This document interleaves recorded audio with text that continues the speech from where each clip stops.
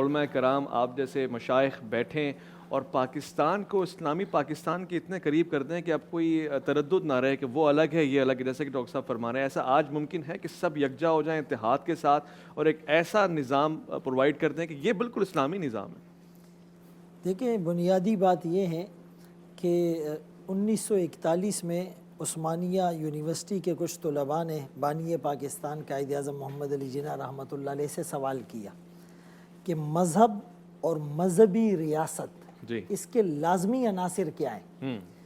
تو یہ ریکارڈ پر موجود ہے۔ بانی پاکستان نے جواب دیا کہ دوسرے الفاظ میں یا بالفاظ دیگر یعنی یہ جو قرآن ہے، اسلامی ریاست قرآنی اصولوں اور احکامات پر عمل درآمد اور اس کے نفاذ کا نام ہے۔ یہ ریاست مارز وجود میں آئی ہی اس لیے، اور ساری چیزیں اور نظام ہمارے پاس موجود ہے، اس کو امپلیمنٹ کرنا ہے۔ بانی پاکستان سے جب یہ سوال کیا گیا کہ آپ جو ملک بنانے جا رہے ہیں، جو آپ کی تحریک اور کمپین ہے، جو قربانیاں دی جا رہی ہے، تو اس ملک کا دستور کیا ہوگا؟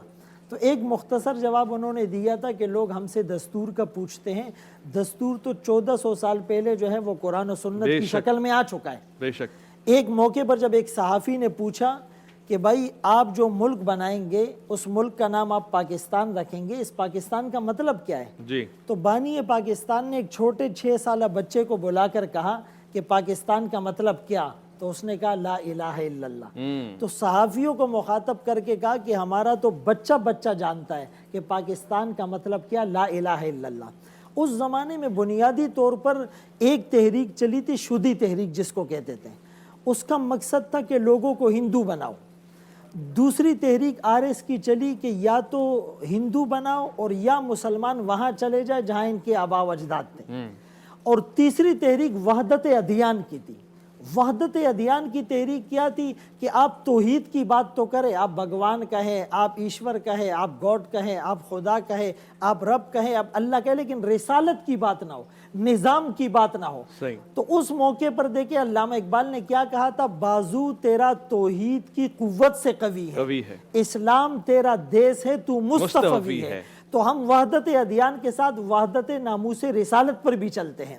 پھر ایک نظریہ وطنیت جو آج کل مستشرقین کی زبان پر ہے کہ بھائی ہم صرف وطن کو دیکھیں گے۔ تو اس ملک کا تو مقصد ہی یہ تھا کہ یہاں پر اسلامی احکامات اور قوانین کو امپلیمنٹ کیا جائے گا۔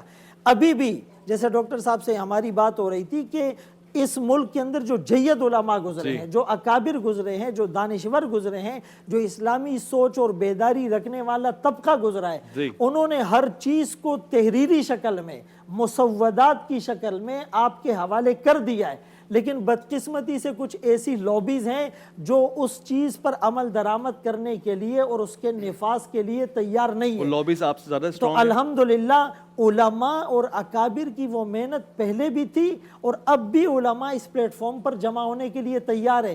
بہت سی چیزیں ایسی ہیں جس میں کسی مسلک کا کوئی اختلاف نہیں، کوئی دو رائے نہیں ہے، لیکن پھر بھی آپ ہماری عدالتوں کے نظام کو آپ دیکھیں، آیا یہ قرآن و سنت سے متصادم نہیں ہے؟ آپ ہمارا نظام معیشت دیکھیں، یہ IMF اور ورلڈ بینک کے تحت جھگڑا ہوا نہیں ہے؟ میرے خیال میں متصادم تو نہیں ہے ڈاکٹر صاحب۔